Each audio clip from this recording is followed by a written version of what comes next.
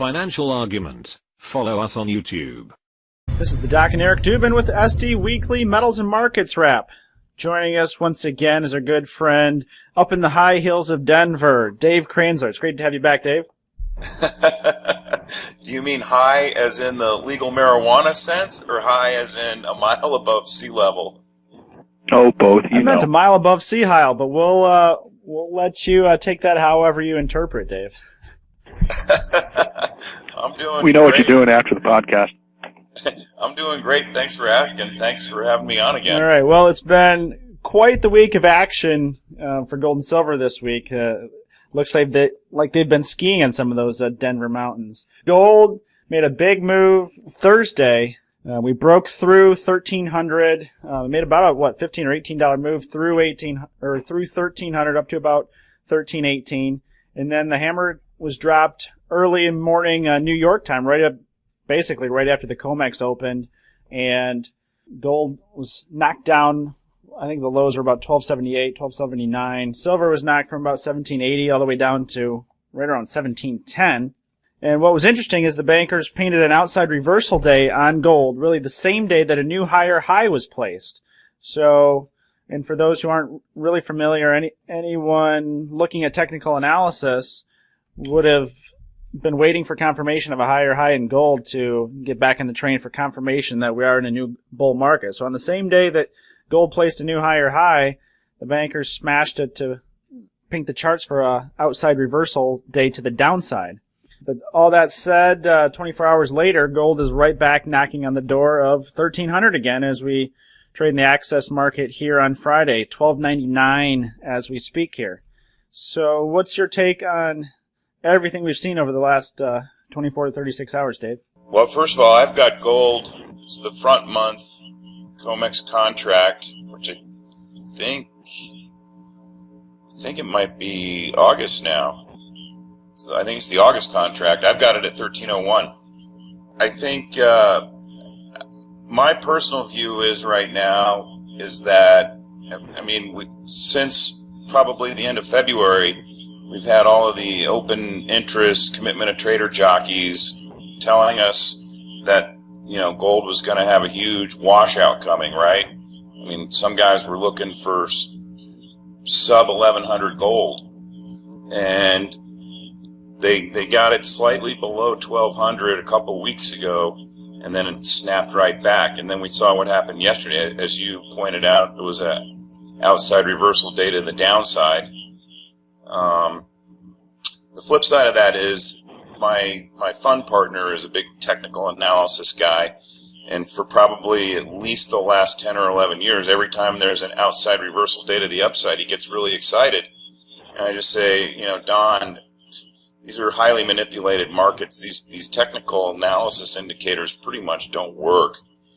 So, and obviously today, gold has snapped back nicely. In fact, when I woke up, I expected to flip on the TV and see gold down another $10 or $15, and I had, to my pleasant surprise, it had actually rallied up about $6 or $7 starting probably around 5 a.m. New York time. So I personally think we're in what I would call sort of a managed retreat mode for the guys that are trying to keep a lid on the price of gold, meaning that I just don't think they can push it down anymore. So I think what they're trying to do is contain the upside.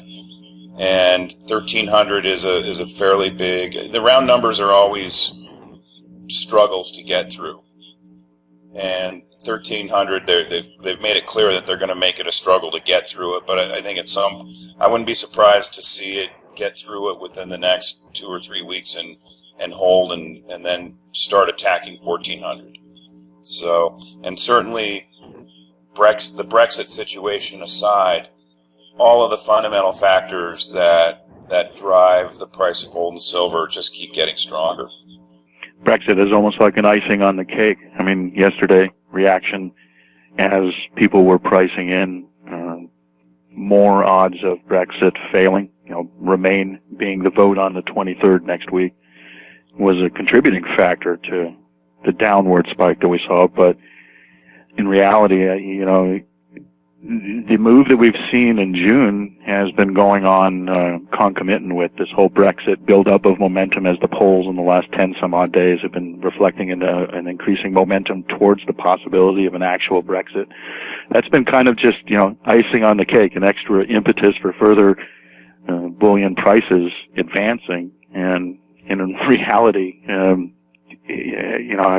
looking at the news front the last couple of days and aftermath of yesterday, a whole heck of a lot of people were trying to speak to the fact that, Brexit's not going to happen, and that people were just going and getting a little bit too ahead of themselves when it comes to precious metals. At least the typical talking heads on, Bloomberg, CNBC, et cetera, that's the kind of camp in which I speak that messaging is coming from. And in reality, here we are, closing out on Friday on the high for the day, and momentum coming back. What's also interesting, too, is yesterday and even today, we saw the London PM fix seeing some strength, and it was only after the PM fix that the whole cascade crash happened, or the waterfall fall from yesterday.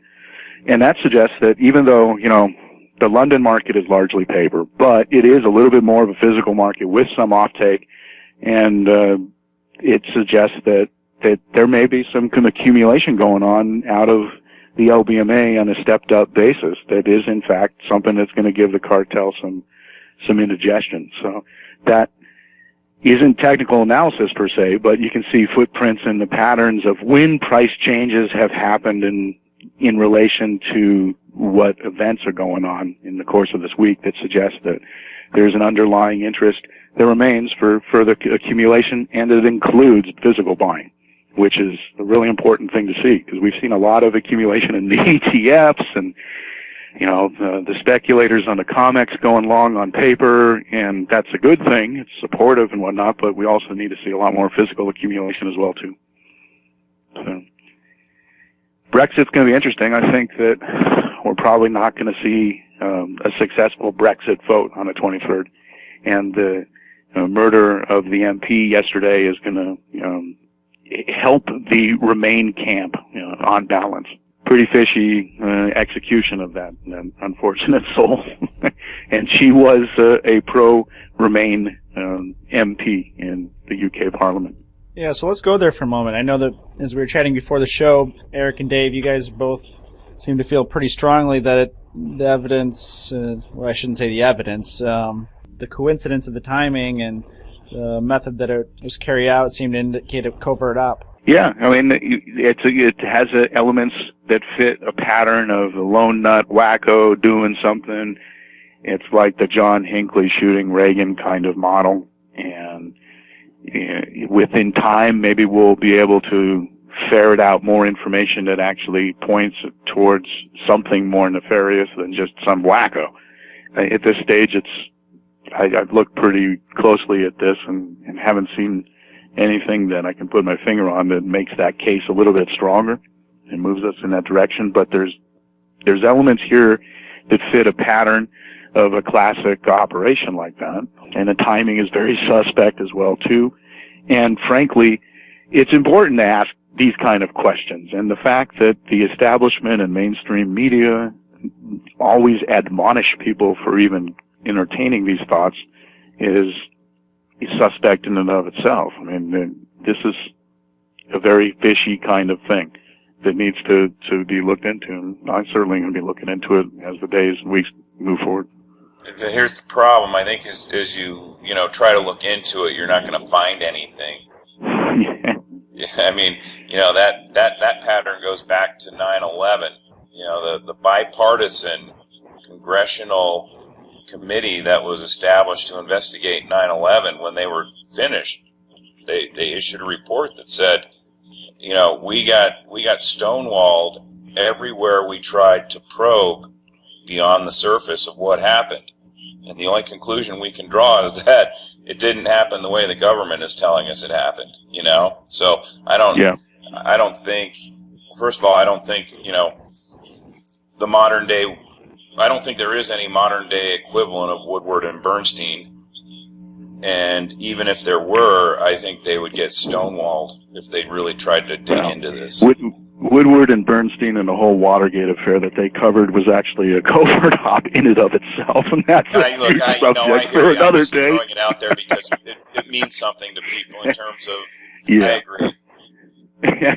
I mean, before I was a financial analyst, I got attracted to studying the Kennedy assassination as early as 13 years old, and that basically taught me how to think, and it is possible to put together bits and pieces and connect dots to the point where you can make a case that something is definitely not as the mainstream narrative is proscribed, but it's going to take some time to do that, and who knows whether or not there's evidentiary breadcrumbs laying around that people will be able to find and pick up and put together in terms of dot connecting when it comes to this case. It's too early to tell.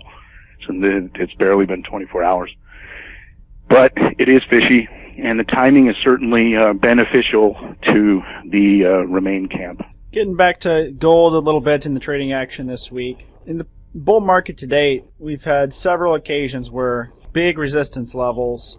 It took 3 taps, and on the 3rd tap, it was out and off to the races. The $1,000 level comes to mind as the most classic example, that it took 3 attempts really to clear the level, and then on the 3rd attempt, once that $1,000 level was cleared on the 3rd attempt, really for all practical purposes, it was off to the races to 1900.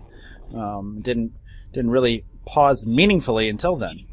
Guys, what's your take here on gold and really the 1308 level making a new high? Do you think we're going to see something similar with the 1300 level? Because we'd now be looking at the next time challenging it, the 3rd tap. Before we get into that, I have an interesting, it's an intellectual or it's an intellectual exercise question, and I don't even know why I thought of it a couple weeks ago. But where do you think, if the COMEX if there was a rule that prevented the COMEX from issuing an amount of gold contracts that was greater than 20% more than the actual amount of physical gold that is on the COMEX, where do you think the price of gold would be? It'd be an order of magnitude higher. I mean, it's impossible to know exactly well, that what. I know, but I mean, it's interesting to think about because. And add in, where do you think the price of gold would be if it wasn't for the GLD and all of the money that the ETFs are siphoning off? That's true too, because those ETFs suck up a lot of money that would otherwise go into physical. But just look at the COMEX. I mean, I haven't looked at the numbers lately, but and I'm willing to say, use registered and eligible gold. And you can't issue more than contracts in excess of 20% of the amount of physical that's completely available on the COMEX. I mean, I think the last time I looked, I think the ratio of open interest to total amount of gold was something like 500%. So whatever that number is, I mean, where would the price of gold be if they couldn't issue more than 20% above the amount of physical? I think you'd be looking at $3,000 gold, maybe even higher. Yeah, I totally agree. I mean, basically, there's a couple ways you can approach it from an analytical point of view. The baseline is, what is the inflation-adjusted real price of gold, and then that would be pushing up way over 2,000 and closer to 3. And then point. I didn't even think about that. You can also, approach it from trying to reverse engineer what money flows have been dumped into ETFs and futures trading at a level that, if you reverse engineer some of those billions and try to compute that in terms of what would have theoretically been the extra bid for gold in those scenarios, then you can see 3,000-5,000 easy. I would imagine. I haven't run the numbers, but we're talking about an enormous amount of money. And, unfortunately, that's kind of like a dynamic analysis, too. It's not linear. I mean, it's like trying to predict the weather, because if you change certain elements, then other elements are going to change all over the friggin' place, and it would be really hard to wrap one's arms around that and try to come up with real numbers. But, I mean, hey, if anybody here is listening to that and is so inclined, go for it. That would be a really interesting exercise. I think that it is determinable to some extent. but no way could anyone get it accurately. It would be just a guess, an educated guess. So, Doc, just to circle back to your original question about, sort of a short to intermediate term outlook for the price of gold, I just pulled up it's just a weekly chart of the front month gold contract, and at first blush, gold is really set up in a bullish technical formation. It's not necessarily so that technical analysis functions in a manipulated market, but this is a long-term weekly graph, and I mean, it's really formed a nice long base since mid 2013. And if you want to look at sort of resistance levels, I mean, there's really not a lot of resistance between here and 1800. So, well, certainly, I guess you could say there's some resistance at 1600, some technical resistance. But, I mean, this is a situation where if the manipulators lose control of this thing, gold could turn into a runaway freight train to the upside pretty quickly.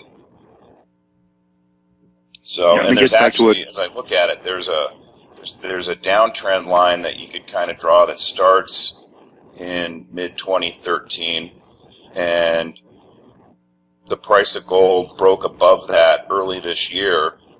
And then there's another longer term downtrend line that goes back to when gold hit 1900. And it looks like, and again, I'm just eyeballing it, but it looks like it kind of intersects the y-axis right around the 1650 level. So, maybe if we can get it, hold above 1300 and consolidate a little bit, we could see 1650 pretty quickly. And again, I don't want to put a time frame on it because for 15 years of doing this sector, the manipulators never fail to amaze me at what they come up with or how well they can hold down the price of gold. You mean you couldn't predict the capping of an MP yesterday? Yesterday morning about 9 a.m. Eastern Time, 7 a.m. up in those hills in Denver, you weren't sipping your coffee, ready for gold to be spanked by $40? Maybe I was too high in the hills in Denver. I don't know. I think if you came here from another planet and just saw what's happening right now, you'd have to wonder if you were high. I want to give the listeners a quick update on the physical market of gold and silver, what we've been seeing at SD Bullion. The physical demand has continued to slow a bit, albeit we have had some large first-time customers buying especially gold. Several people brand new to the market dropping upwards of 7 figures on gold and silver bullion. So that's always promising when you're seeing new high net worth customers to the market. But overall, investment coin demand on the silver side is slowing a bit. The U.S. Mint sold only really about 500,000 Silver Eagles this week, which is only about half of their weekly allocation or production, and marks the second straight week that the Mint hasn't sold out of their entire week's production. I think our call that the Mint will be soon ending Silver Eagle allocations is coming, and probably in the next 2 to 4 weeks. We'll see. It really depends on, obviously, what the market does with Brexit next week and everything, but also, even if things stay somewhat subdued on the physical demand, it really depends on how many coins the Mint wants to stockpile, or feels like they need to stockpile. My guess on that would be somewhere between 5 and 8 million coins, but we'll see. On the 90% side, 90% silver premiums continue to decline. They dropped about another 50 cents in the wholesale market over the past week. So again, that's another indicator that there's good wholesale supply. And then finally, we can report one of the 2 largest refineries of silver in the country actually has dumped a couple 100,000 silver rounds onto the wholesale market due to excess production and excess capacity to kind of tighten their supplies and their inventories numbers. So it's getting worked through on the wholesale market. But I think with those 3 things, it's pretty clear that for right now, investment silver inventories are pretty good, pretty healthy, and it's showing up in some of the lowest premiums for retail investors that you've seen, really probably in the last 5 to 10 years. So premium-wise, it's a great time with availability to make an investment, as you're not seeing 50% or 100% over spot premiums like can see on certain items when the market's really tight and there's just not enough coins and bars to go around.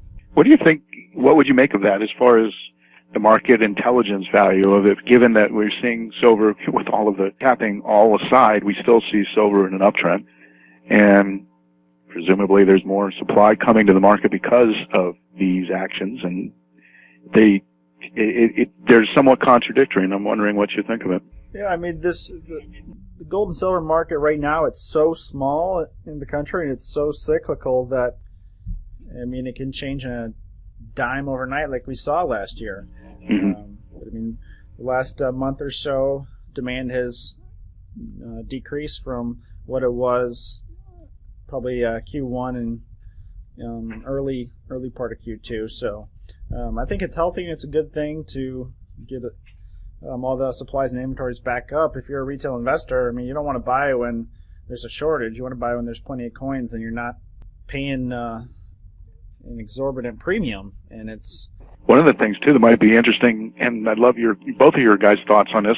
I think that there is a qualitative difference in the silver market versus gold because there's a huge stacker community, and at least when it comes to United States demand and to some extent Canadian demand, the stacker community, when it fires up, it fires up. I mean, last September is a great example, August, September, and all of the buying for Silver Eagles, and I think there's something to be said, and I really, quite frankly, haven't been able to fully ferret exactly what's going on here, but when we look at the U.S. Mint and its production and what goes on in the retail supply chain and so forth, there's, to some extent, there are elements that suggest that completely different market psychology is up and running when it comes to who's consuming Silver Eagles versus who are the paper jockeys that are willing to go and buy SLV and play in the futures markets. And I'd love your guys' take on that. I mean, it's something I'm completely speculating on. I really don't have a firm idea as far as the merits of the theory, but what do you think of the theory? Didn't I see an article a couple of weeks ago that silver maple leaf sales from the RCM hit an all-time record in the first quarter of this year? They did. Yeah. And I guess because when I noticed the premiums were coming in earlier this week, so that would suggest that the supply is increasing relative to demand, right? And I'm wondering if Doc, you had alluded to, you know, a lull in demand. I'm wondering if just the general economy is putting enough stress on the average person's income that they're not, you know, to the extent that there is a small amount of people buying silver in this country. I wonder if it's kind of put a little bit of a damper on that. I wonder if a lot of it's just purely an economic phenomenon. It could be part of that. I mean, if we're just purely speculating, my speculation would be as far as to the stacker community and those that are already fully convinced of where we're heading and can see the writing on the wall. They went all in last August, September, October, as far as any savings that they had. And, I mean, we see that with countless customers that at this point now it's $300 a week or $300 a month that excess from their salary right now, but they're plumb out of savings. You know, the other thing that's interesting about that is even though we've had high premiums over the last few years, and like last summer, we had obviously that big spike up in premiums. You know, the price of silver and gold kept going lower, so it wasn't like the high premiums were correlated with the directional movement of gold and silver going higher. If anything, exactly. They correlated with so I don't, you know, there may not even really be a lot to read into this in terms of what it means for the price of gold and silver. I look at these long-term weekly graphs of gold and silver, and it's just like, wow, these look really bullish. Yeah, and the one other thing is traditionally in the summertime, physical metal sales for investment purposes, it's the slowest period of the year, outside of last year, which is an anomaly with everything with Brexit and the markets exploding and the fear of the Shemitah and the financial collapse coming in the fall. So last year obviously was anything but that. But oftentimes it's a little bit slower in the summer as their kids are out of school and they're on vacation and they need the money for that. What did you guys make of the FOMC decision? I mean, it may surprise you, but I actually have an opinion on that. Well, considering the last time we were on the show, you dumped on me the forecasting. Well, we're going to do it to you. What's your opinion, Dave? Well, I was saying from the minute the first, regional Fed clowns came out and started telling us that June was a live meeting and that they were serious about raising rates, and I threw a flag on that immediately. I'm like, they're not raising rates. And the more that I had thought about it, because I've been looking at the housing market pretty closely recently, and I'm going to start publishing on it again. Because I do think it's starting. I think it's hit a wall, and I think it's going to start heading south now. I mean, what's really been the catalyst driving auto sales and home sales, and home sales are still substantially below where they were at the peak of the big housing bubble, is record low interest rates. So I just don't see how they're going to even raise rates 25 basis points. Because most of these 3% down payment mortgages are priced so tightly to what the home buyer can afford in terms of a monthly payment that any blip in their disposable income, and they're not making the next mortgage payment. And a blip could be, higher interest rates for any of them who have taken down adjustable rate mortgages, which are now available freely. So, I just think they've painted themselves into a corner where they can't raise rates without completely pulling the rug out from underneath the economy, and I'm sure they know that. And what's also interesting is that we're seeing a really growing appreciation for the Fed being in turmoil and really not knowing what to do. The amount of stories that are visible within the last month about loss of credibility, like 5 times what it was earlier this year. I'm not exaggerating. So it's fascinating to watch that dynamic unfold, and I think that that's also going to lead to higher gold prices, because a lot more people. It's part of what's driving the Soroses and the Druckenmillers and so forth of the world, because they can see that the end game is here, and that the powers that be no longer have the back of the stock market and the bond market. And as that unfolds, as the months proceed, I think it's going to translate into a heck of a lot more people taking an interest in precious metals. Yeah, I completely agree with that. I think a lot more people are realizing that there's no end to the money printing. Yeah, and that the there's system no end to the credit creation, and because when it finally does sort of end, that's when everything collapses. And I think you are seeing a lot more people, a lot more very wealthy people, and larger institutional type pools of money. You mentioned a couple of the names a minute ago. I think they're starting to convert their fiat assets into physical gold and silver, and probably a few other hard asset type things. And I have a suspicion once, whether it's the third tap or whenever it happens, once gold breaks through 1,300 with conviction and starts to run towards 1,400, I have a suspicion that is going to happen quite quickly.